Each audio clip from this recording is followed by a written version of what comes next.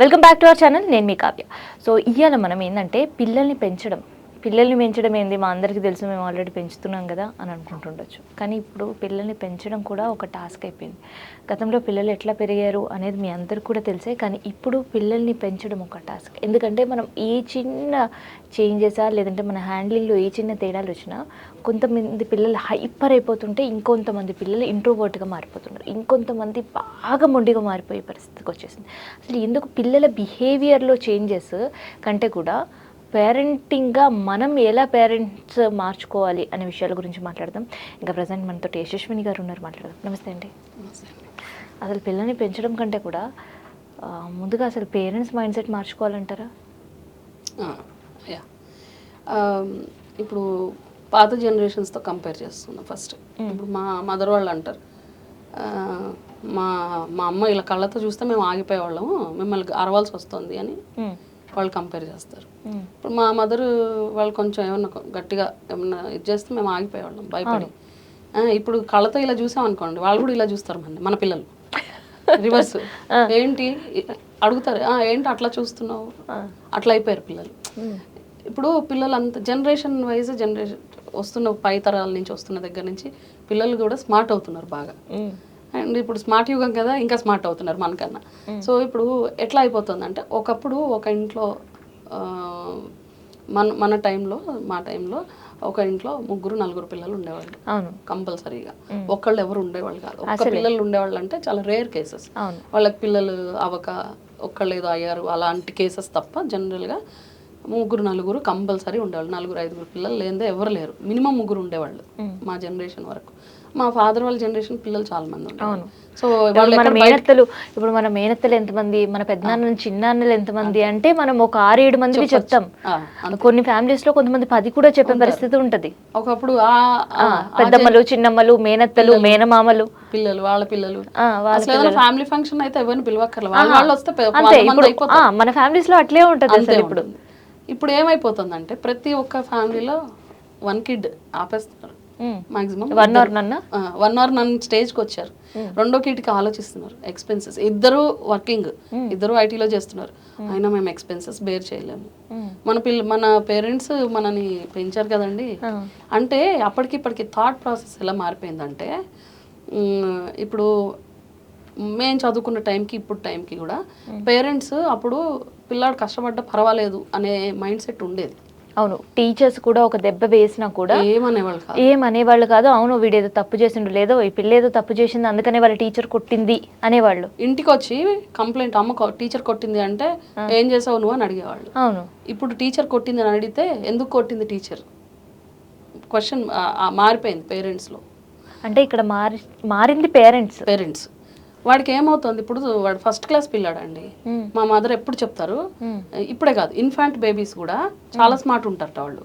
ఇప్పుడు బాగా ఏడుస్తుంటే అమ్మ ఎత్తుకుంది అనుకోండి, ఒక 1 year బేబీ, అమ్మ ఎత్తుకోవడం, నేను బాగా ఏడుస్తున్నా మారం చేస్తుంటే అమ్మ ఎత్తుకుంటుంది అనేది దానికి మైండ్కి ఎక్కింది అనుకోండి, అది ఇంక అట్లనే చేస్తుంది. లేదు నువ్వు గట్టిగా వదిలేసావు అనుకోండి, 2 సార్లు ఏడుస్తుంది, 3 సార్లు ఏడుస్తుంది, తర్వాత ఏడవది, అది నువ్వు పట్టించుకోవని తెలుసుకుంటుంది. పిల్లలు అంత స్మార్ట్ ఉంటారని మా మదర్ చెప్తారు ఎప్పుడు.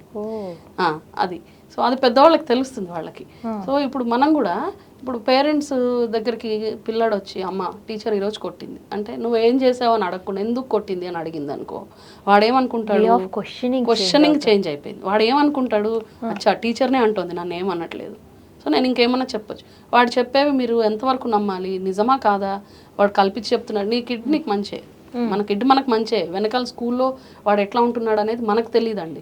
మన ముందు ఉన్నట్టుగా పిల్లలు స్కూల్లో ఉండరు, ఈ జనరేషన్ అసలు ఉండరు, గమనించండి. అందుకనే టీచర్తో ఇంటరాక్షన్ చాలా ఇంపార్టెంట్. ఏదన్నా ఉందనుకోండి, మనము ఫస్ట్ వాళ్ళ మీద కంప్లైంట్ లాగా వెళ్ళకూడదు. మనం టీచర్స్ మీద కంప్లైంట్ ఇచ్చినట్టుగా మనం వెళ్ళిపోయి వాళ్ళ మీద దాడి చేసేయకూడదు. ఫస్ట్ అసలు అర్థం చేసుకోవాలి ఏమైంది. ఇప్పుడు మీ అమ్మాయి ప్రాబ్లం వచ్చింది, సో తోటి పిల్లలు కూడా ఉంటారు కదా వాళ్ళ క్లాస్మేట్స్. సో క్లాస్మేట్స్ 2-3 ఇవాళ రేపు అంత వాట్సాప్ గ్రూప్స్ ఉంటున్నాయి, అందరూ పేరెంట్స్ నెంబర్స్ ఉంటాయి కదా, ఒకసారి ఆ పిల్లతో మాట్లాడాలి. మీ అమ్మాయి ఎట్లా ఉంటుంది స్కూల్లో ఏంటి తెలుసుకోవాలి. ఇంకో పిల్ల, దీని బెస్ట్ ఫ్రెండ్ కాకుండా ఇంకో పిల్లతో, బెస్ట్ ఫ్రెండ్ అనుకోండి, వీళ్ళిద్దరు ఒకటే మాట మీద ఉంటారు మళ్ళీ. అలా అమ్మ చాలా స్మార్ట్ ఉన్నారండి పిల్లలు ఇవాళ రేపు.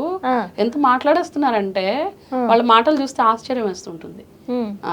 అందుకని మనం ఏంటంటే వీళ్ళు ఎట్లా ఉంటున్నారు స్కూల్లో అనేది మనం గమనించుకోవాలి. మెయిన్ ఫస్ట్ థింగ్ ఏంటంటే వాడు చెప్పింది నిజమా కాదా అనేది క్రాస్ చెక్ చేసుకోవడం చాలా ఇంపార్టెంట్. ఏ టీచర్ కావాలని కొట్టరండి. అండ్ ఇవాళ రేపు కొట్టడం అనేది ఒక ఏమంటారు లీగల్ ఇష్యూస్ తీసుకొచ్చే ఉంది కాబట్టి జనరల్గా ఏ టీచర్ కొట్టడానికి ధైర్యం చేయటల్లా, తిట్టడానికే ధైర్యం చేయట్లేదు. మేము చచ్చేటి దెబ్బలు తిన్నాం చదివేటప్పుడు. అది కర్ర తీసుకుని కొట్టేవాళ్ళు అండి, వాళ్ళు నకిల్స్ మీద కొట్టేది మా టీచర్. అది కొడితేనే టేబుల్స్ వచ్చేవి. నీకు ఆ భయం లేకపోతే టేబుల్స్ రావు. ఎట్లా వస్తాయి? పర్వాలేదమ్మా చదువుకో అంటే వస్తాయి, వాడికి రావు. ఒక దెబ్బ పడితేనే వస్తాయి. దెబ్బ అనేది కొట్టమని బాగా ఇది చేయమని నేను చెప్పను, బట్ నేను అస్సలు కొట్టకుండా పెంచా మా పిల్లాడిని అని ఎవరైనా పేరెంట్స్ చెప్పారనుకోండి, అది 100% రాంగ్గానే చెప్తా. ఏదో ఒక విషయంలో ఒక దెబ్బ వేయకుండా మనం ఉండం ఇంతవరకు. కాబట్టి ఒక దెబ్బ పడ్డది కదా, దెబ్బ ఎందుకు కొట్టారని అనకుండా ఎందుకు దెబ్బ తిన్నాడో తెలుసుకోవాలి ఫస్ట్. నువ్వు ఎందుకు టీచర్ నిన్ను ఎందుకు కొట్టిందిరా, నువ్వు ఏం చేసావని అడగాలి ఫస్ట్. లేదమ్మా నేను ఏం చేయలేదు, ఆయన కొట్టింది అంటే ఏం చేయకుండా ఏ టీచర్ కొట్టదు కదా. మరి నిన్నే కొట్టిందా, మీ ఫ్రెండ్ని కూడా కొట్టిందా? కొట్టలేదు. మరి నిన్నెందుకు కొట్టింది? అట్లా మాట్లాడామనుకోండి 1-2 సార్లు, 3వసారి అచ్చా ఇదేదో నా మీదకి వస్తుంది ఎందుకు వచ్చింది అని వాడు ఊరుకుంటాడు. లేదు అట్లా కాకుండా టీచర్ మీద మనం వెళ్ళిపోయామనుకోండి, వాడికి అది ఇంకేమైపోతుంది, పేరెంట్స్ నా సైడ్ ఉన్నారు, టీచర్ మీద ఏమన్నా చెప్పచ్చు, నిజము చెప్పచ్చు అబద్ధము చెప్పచ్చు. పిల్లలు అబద్ధాలు చెప్పేస్తున్నారు, చిన్న పిల్లలే, వాళ్ళకి అబద్ధం అని తెలియదు. అది చిన్నపిల్లలు కదా, వాడు సేఫ్ అవ్వడం కోసం వాడు ఏదో చెప్పేస్తాడు ఆ టైంకి. మంచి క్రియేటివ్ లెర్నింగ్ ఉన్న పిల్లలు ఇంకొంచెం ఎక్కువ స్టోరీస్ చెబుతుంటారు. అలాంటి పిల్లలు కూడా ఉన్నారు. వాళ్ళు చాలా చిన్న పిల్లలు మా అపార్ట్మెంట్లో కూడా ఉన్నారు. ఎంత బాగా మాట్లాడతారో, ఎంత బాగా క్రియేటివ్గా మాట్లాడుతుంటారు, ముద్దుగా. అయితే ముద్దుగా అనిపిస్తాయి. అవును. కాకపోతే పిల్లలు ఎందుకు మొండిగా మారిపోతున్నారు అసలు. బాగా మారం చేయడం కూడా, చిన్నప్పుడు మారం చేస్తే పిల్లలు చాలా ముద్దుగా అనిపిస్తుంది, కానీ ఆ మారం మితిమీరిపోతుంది పిల్లలు. అవునండి, బాగా మొండిగా తయారైపోతున్నారు.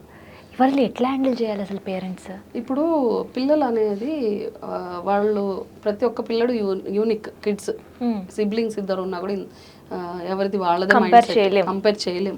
వేరు స్ట్రీమ్స్, కంప్లీట్ 2 వేరు. ఇప్పుడు నాకు 2 అమ్మాయిలండి, ఇద్దరు వేరే ఒకళ్ళకొకళ్ళు కలర్, ఒకటి నెమ్మదిగా ఉంటుంది, ఒకటి ఫాస్ట్గా దూసుకుపోతుంది, ఎక్స్ప్రెసివ్గా ఉంటుంది. ఫస్ట్ అమ్మాయి ఎక్స్ప్రెసివ్ ఉండదు, అంతా లోపల దాచుకుంటుంది. సో ఏదన్నా ఉంటే మనము దాన్ని మనము హ్యాండిల్ చేసుకోగలగాలి, చేసుకోవాలి.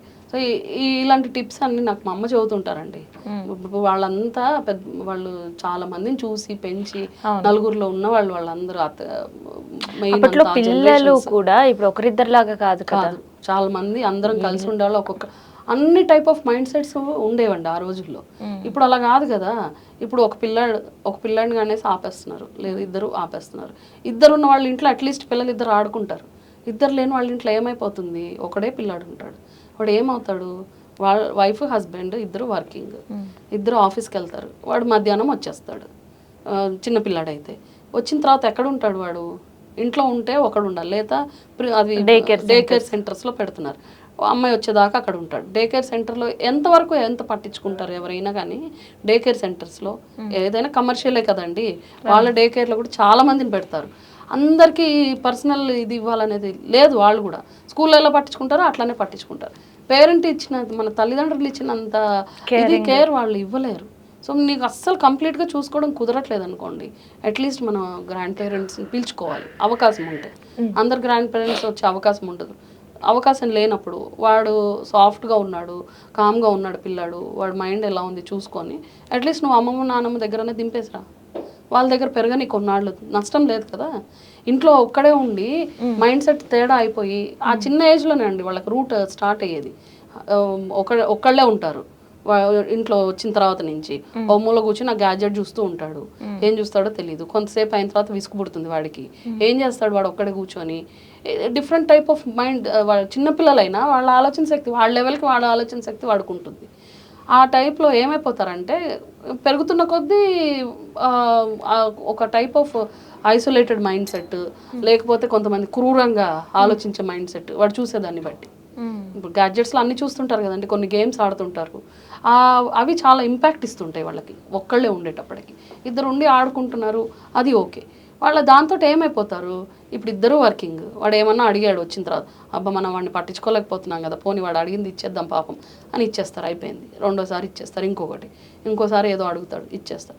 వాడు ఏమైపోతాడు, అలవాటు పడిపోతాడు, మనం ఏదో అడిగితే అది ఇస్తాడు. నువ్వు 10వ సారి అడిగిన తర్వాత ఇయ్యలేవు అనుకో, ఇవ్వకపోయేటప్పటికి ఏమవుతుంది, వాడు నువ్వు ఇన్నిసార్లు ఇచ్చిన దానికి అలవాటు పడిపోయాడు వాడు మైండ్, అది కూడా ఎక్స్పెక్ట్ చేస్తాడు నువ్వు ఇవ్వాలని.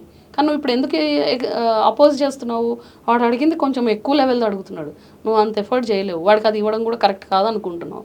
కానీ వాడికి నువ్వు అలవాటు చేసేసావు ఇచ్చేయడము, అలవాటు చేసిన తర్వాత వాడు మొండికి ఎక్కుతాడు, ఇంకా నువ్వు నాకు అది ఇస్తావా చేస్తావా, అక్కడ మొండితనం స్టార్ట్ అవుతుంది. మరి ఎట్లా పేరెంట్స్ కంట్రోల్ చేయాలి? పేరెంట్స్ ఏం చేయాలంటే, పిల్లలు ఒక్కడే పిల్లాడు ఉన్నాడు నేను కొట్టను అరవను తిట్టను అనేవి ఉండకూడదండి. పిల్లలకి ఏవి ఎంతవరకు ఇవ్వాలనేది క్లారిటీ ఉండాలి.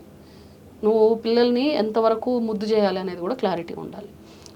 పిల్లల్ని మరీ అతి గారాబం చేసి తప్పు చేసినా కానీ వాడిని కవర్ చేసుకుని అలా చేయకూడదండి. ఇప్పుడు మన నైబర్స్ ఉంటారు, నైబర్ పిల్లలతో వీళ్ళు ఆడుకుంటూ వాడు తప్పు చేశాడు అనుకోండి, వీడు తప్పు చేసిన తప్పుని వీడు కవర్ చేసుకుని వాళ్ళని మనం ఎక్స్పోజ్ చేసి అవతల పిల్లల్ని అలా చేయకూడదు. మన పిల్లలు ఏంటి అనేది తెలుసుకోవాలి. వాడు తప్పు చేసినప్పుడు వాడిని మనం గదమాయించాలి, అవసరమైతే ఒక దెబ్బ వేసినా తప్పు లేదు. వాళ్ళకి ఎంతవరకు ఫ్రీనెస్ ఇవ్వాలి, వాడి లిమిట్కి మనం ఏం కొనియాలి అవే ఇవ్వాలి. ఇప్పుడు ఎట్లా ఇస్తున్నారంటే అండి, ఇళ్లలో ఇద్దరు పిల్లలు ఉన్నారనుకోండి, ఒకడు 8th 9th, ఒకడు LKG UKG, ఏజ్ గ్యాప్ ఉన్న కొంచెం, లేదా 5th 6th, వాడి సెల్ వాడిది గ్యాడ్జెట్, వీడి సెల్ వీడి గ్యాడ్జెట్. పేరెంట్స్కి ఎలాగో వాళ్ళకు ఉంటాయి, ఆఫీస్ పనులు ఉంటాయి, అది ఓకే. పిల్లలకి ఎవరికి వాళ్ళకి గ్యాడ్జెట్ ఇచ్చేసి వదిలేస్తే, అసలు నేను చూస్తానండి కొంతమంది పిల్లలు కంటిన్యూస్గా రోడ్ మీద నడుస్తుంటూ కూడా వాడు గేమ్ ఆడుతున్న పిల్లల్ని చూస్తున్నాను నేను, మీరు నమ్మరు, లిటరల్గా చూశాను నేను.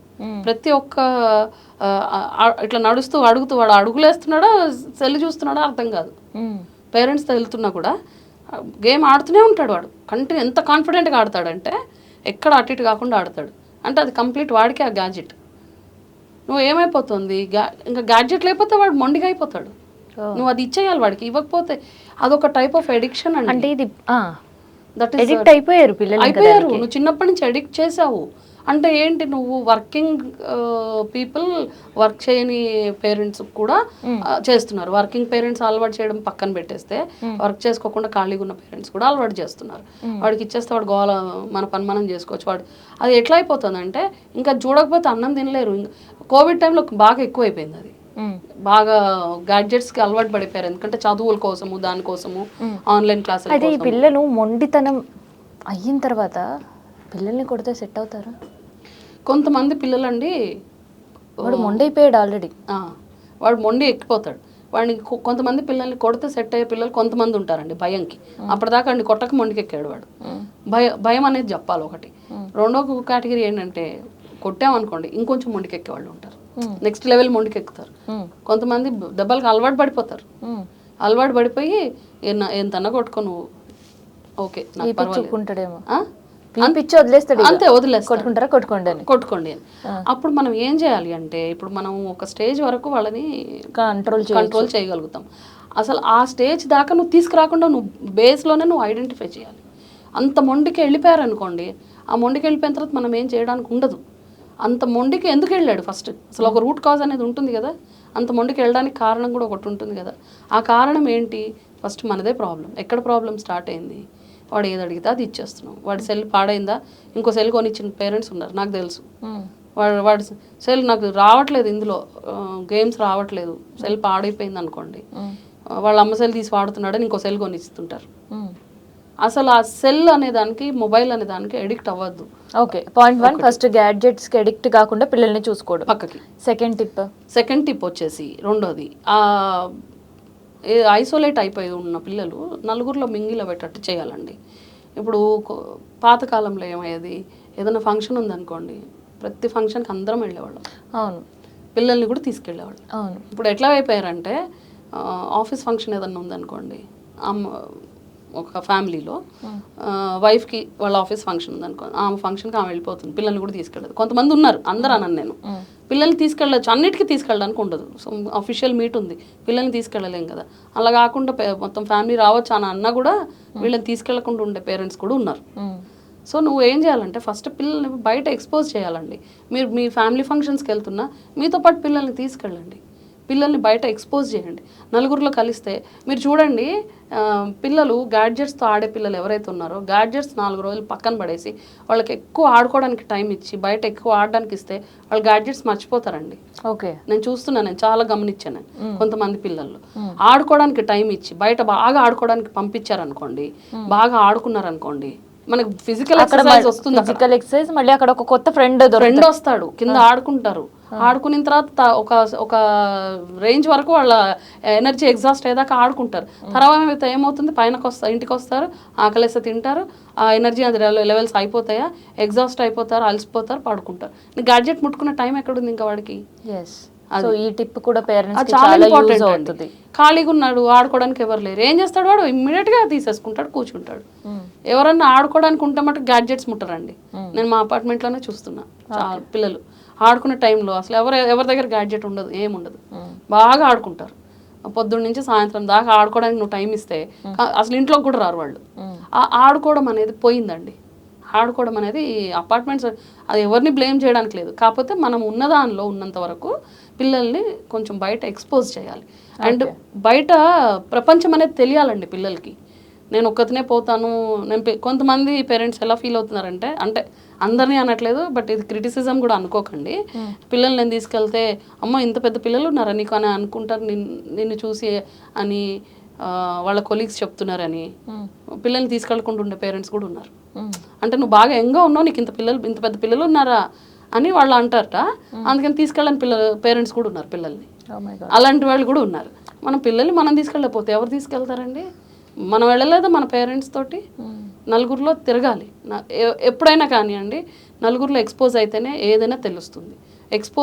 ఎక్స్పోజర్ అనేది చాలా ఇంపార్టెంట్ పిల్లలకి, ఏ విషయంలోనైనా కానీ. ఇప్పుడు మనము ఒకటే దగ్గర కూర్చుంటే నీకు 4 గోడల మధ్యలో ఏం జరుగుతుందో అంతే ఉంటుంది. నువ్వు బయటకు వెళ్ళి ఒక సెమినార్ హాల్లోకి వెళ్తే ఎంతమందితో ఎక్స్పోజ్ అవుతావు, ఎంతమంది వ్యూస్ మనకు తెలుస్తాయి. అట్లనే పిల్లలు ఆడుకుంటుంటే ఎవరి మైండ్ సెట్స్, అన్ని మైండ్ సెట్స్, ప్రతి ఒక్క మైండ్ సెట్ని వాడు హ్యాండిల్ చేయగలుగుతాడు చిన్నప్పటి నుంచే ఆడుకుంటుంటే.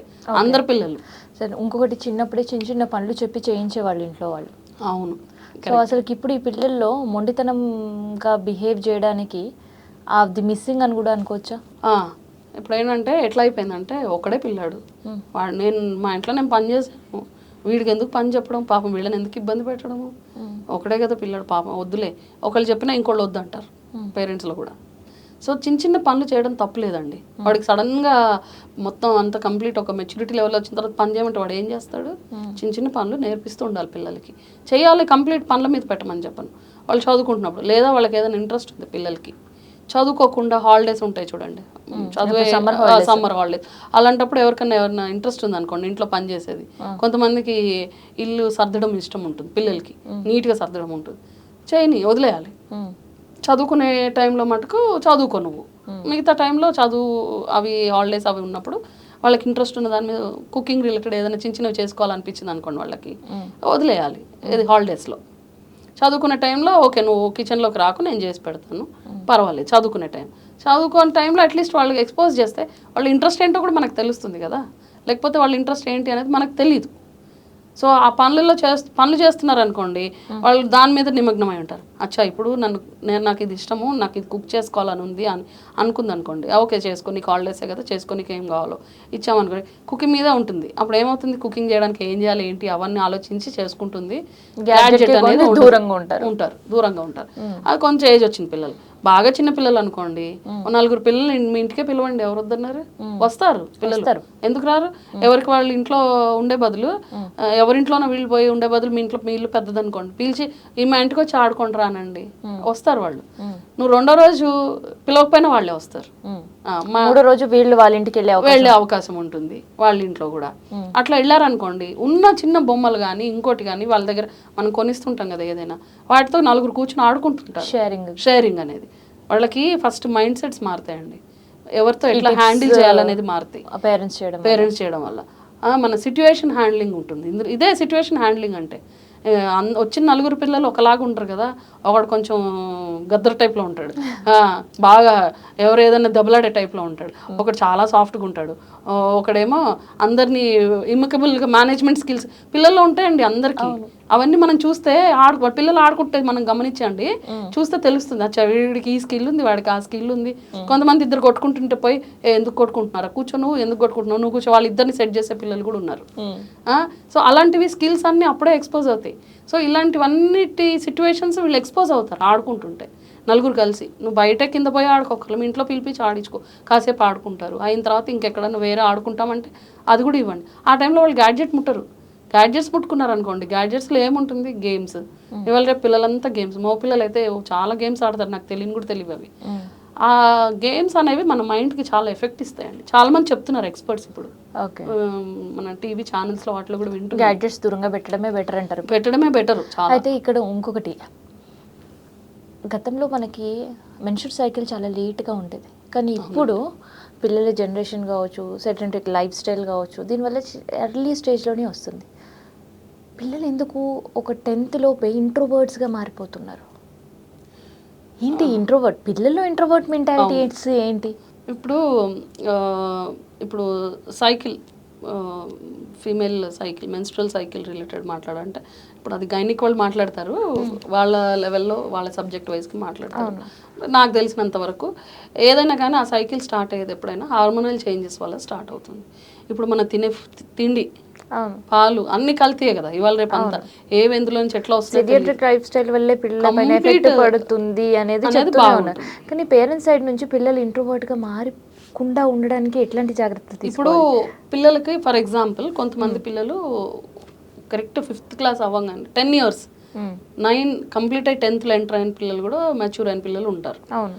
మెచ్యూర్ అవ్వారు అంటే ఏంటంటే వాళ్ళకి హార్మోనల్ చేంజెస్ వస్తేనే బాడీలో ఆ సైకిల్ స్టార్ట్ అవుతుంది. సో వాళ్ళకి హార్మోనల్ చేంజెస్ వచ్చినాయి, అది మనం యాక్సెప్ట్ చేయాలి, తప్పదు. 9 yearsకే మా అమ్మాయి ఇట్లా అయింది అనేది కాదు, వచ్చింది యాక్సెప్ట్ చేయాలి. ఆ టైంలో ఆ అమ్మాయి ఆ హార్మోనల్ చేంజెస్ని యాక్సెప్ట్ చేయలేదు దాని మైండ్, ఎందుకంటే అది ఇంకా చిన్నది, 10 ఏళ్ల పిల్లనే. కాకపోతే నీకు ఆ హార్మోనల్ చేంజెస్ ఒక ఏజ్ వచ్చిన వాళ్ళకి అది ఎఫెక్ట్ మైండ్కి సెట్ అవుతుంది, కానీ ఇది యాక్సెప్ట్ చేయలేని స్టేజ్లో ఉంది ఆ పిల్ల. అట్లాంటప్పుడు పేరెంట్స్గా మనం జాగ్రత్తగా గైడ్ చేయాలండి. ఏం చేయాలి, ఫస్ట్ థింగ్ ఏంటి అంటే, ఫస్ట్ అసలు హార్మోనల్ చేంజెస్ వల్ల ఆ అమ్మాయి ఏమి ఇబ్బందులు పడుతుంది. హార్మోన్ చేంజ్ వల్లే మన బాడీ అంతా చేంజ్ అవుతుంది, మైండ్ కూడా చేంజ్ అవుతుంది. అదే దీనిలో ఆ హార్మోన్ రిలీజెస్ వల్ల వాటి వల్ల మైండ్ మనకి ఎఫెక్ట్ ఇస్తుంది.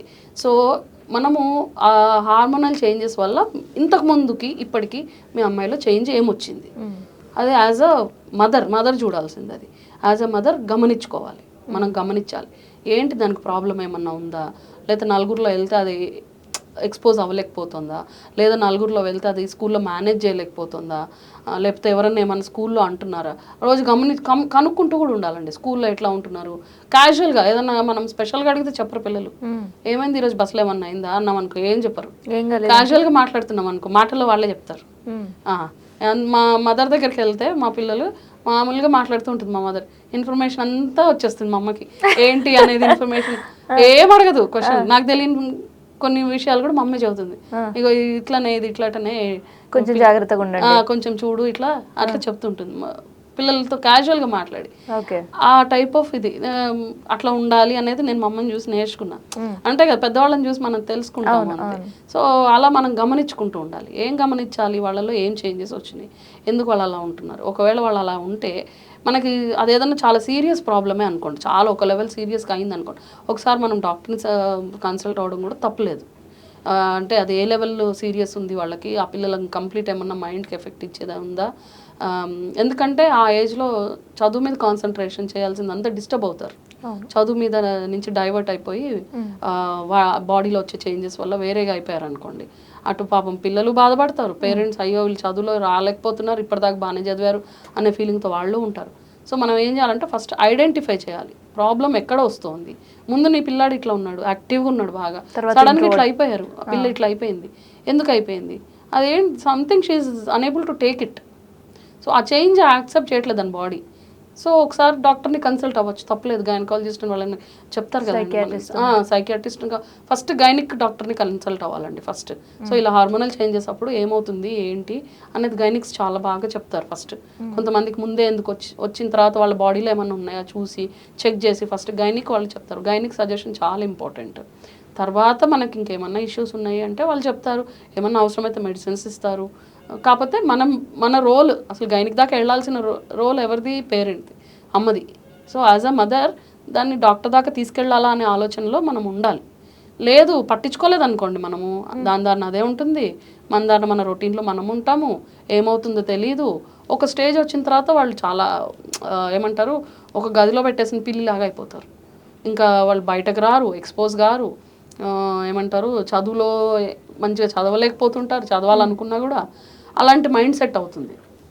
సో మనం ఫస్ట్ ఏదైనా ఒక ప్రాబ్లం ఉంది అంటే ఆ ప్రాబ్లం రూట్ కాజ్ ఐడెంటిఫై చేయాలండి.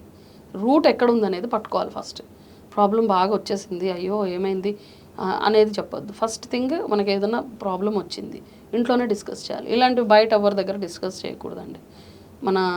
అంటే ఇప్పుడు మన ఫ్రెండ్ ఉన్నారనుకోండి, ఫర్ ఎగ్జాంపుల్, ఆవిడతో డిస్కస్ చేస్తే మనకేం ప్రాబ్లం లేదు, ఆవిడ మనకి ఇంకా సజెషన్ ఇస్తుంది అన్నప్పుడు డిస్కస్ చేస్తే మనకేమైనా సజెషన్ వస్తుంది. అలా కాకుండా కొంతమంది ఏం లేకపోతే అన్ని అటు ఇటు ఏవో చెప్పేసి చేసే ఉంటారు. అలాంటి వాళ్ళతో అసలు డిస్కస్ చేయకూడదు. చేసాం అనుకోండి, పాపం పిల్ల బాధపడుతుంది. మనం ఏదో మంచికి చెప్పబోయి ఏదో సలహా కోసం అడిగితే ఆమె ఏదో అందరికీ టామ్ చేసి మనని ఇది చేసి మొత్తం అందరం బాధపడతాం. అలా కాకుండా ఫస్ట్ అసలు మనం ఎవరిదైనా సలహా తీసుకోవాలనుకుంటే, మన ఫ్రెండ్స్ కానీ ఇంకోళ్ళు కానీ, ఫస్ట్ అసలు వాళ్ళు మనకు సలహా ఇచ్చే అర్హత ఉన్న వాళ్ళు అయితేనే వాళ్ళతో డిస్కస్ చేయండి. ఇలాంటి ఎవరితో డిస్కస్ చేయలేరు, డైరెక్ట్ మంచి గైనిక్ దగ్గరికి వెళ్ళండి. కమర్షియల్, అందరు కమర్షియల్ అన్నాను, కొంచెం మంచి, ఎందుకంటే చిన్న పిల్లలు కదండి వీళ్ళు, వాళ్ళకి ఎలాంటి మెడిసిన్, కొంతమంది మెడిసిన్స్ చెప్పారండి, కొంతమంది డాక్టర్స్ గైనిక్స్ చిట్కా వైద్యాలు చెప్పే గైనిక్స్ కూడా ఉన్నారండి. చాలా మంచి గైనిక్ డాక్టర్స్ చాలా మంది ఉన్నారు. పెద్ద ఒక ఆవిడ ఉంటుంది, ఆవిడైతే అసలు ఎక్కువ మెడిసిన్స్ సజెస్ట్ చేసేది కాదు. ఏదైనా చిన్న ప్రాబ్లమ్స్ వచ్చినాయి అనుకోండి, చిట్కా వైద్యం చెప్తుండేది నాకు, నా డెలివరీస్ ప్రెగ్నెన్సీ టైంలో. అలాంటి డాక్టర్స్ కూడా ఉన్నారు. సో అలాంటి డాక్టర్స్ దగ్గరికి వెళ్తే ఇంకా వాళ్ళు మంచి మంచి సజెషన్స్ ఇస్తారు పిల్లలకి. వాళ్ళు చాలా లైఫ్ చూసి వచ్చిన వాళ్ళు కదండి. సో ఇదనమాట పేరెంట్స్ టిప్స్ గురించి. చాలామంది పిల్లల్ని అసలుకి ఇలా మేనేజ్ చెయ్యాలా అని సతమతం అవుతుంటారు. అండ్ స్పెషల్లీ సమ్మర్ హాలిడేస్లో వాళ్ళతో ట్యాకిల్ చేయడం, వర్కింగ్ ఉమెన్ ఉన్న వాళ్ళకి చాలా టఫెస్ట్ టైం. కాకపోతే పిల్లల్ని ఎట్లా హ్యాండిల్ చేయాలనే టిప్స్ విన్నారు కదా, ఎక్కడో ఒక చోట మీకు కూడా యూజ్ అవుతుంది అనుకుంటున్నాం. అందుకని ఈ సమ్మర్ పిల్లల ట్యాకిల్ కోసం కావచ్చు, అండ్ పిల్లల మొండితనంతో ఇబ్బంది పడుతున్న పేరెంట్స్ కోసం ఈ స్పెషల్ వీడియో చేశాం.